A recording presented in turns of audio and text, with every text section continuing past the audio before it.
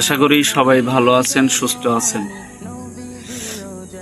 আজকে জিলকদ মাসের 30 তারিখ, মাগরিবের পর থেকে সূর্য অস্ত যাওয়ার পর থেকেই শুরু হবে জিলহজ মাসের শুরু 1 তারিখ।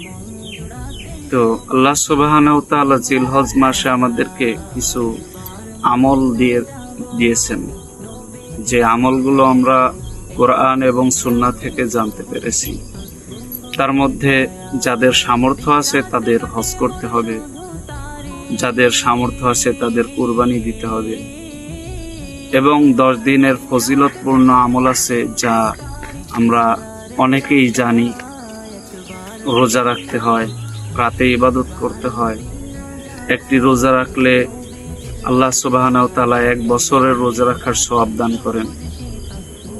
রাতের ইবাদত করলে কদরের ইবাদত করার মতো সওয়াব হয়।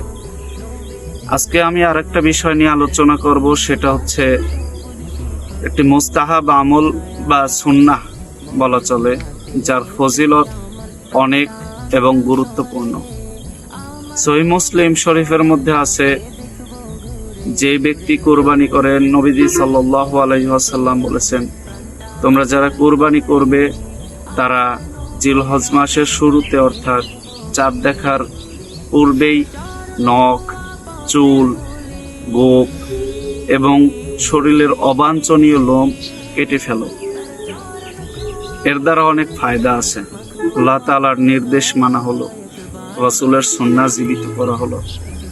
অসংখ্য হাদিস পাওয়া যায়, শুধু মুসলিম শরীফ নয়, অনেক হাদিসের কিতাবেই পাওয়া যায় যে এই মাসের শুরুতে তোমরা নখ, তারপরে মাথার চুল, অবাঞ্ছনীয় লোম তোমরা শরীর থেকে কেটে ফেলো চাঁদ দেখার পূর্বে। এটা যাদের কুরবানি দিতে হবে তারাও কাটতে পারেন, আবার যারা কুরবানি দিবেন না তারাও কাটতে পারেন। এর দ্বারা আপনার একটা সুন্নাহ জীবিত হবে, একটা আমল হবে, মুস্তাহাব আমল হয়ে যাবে।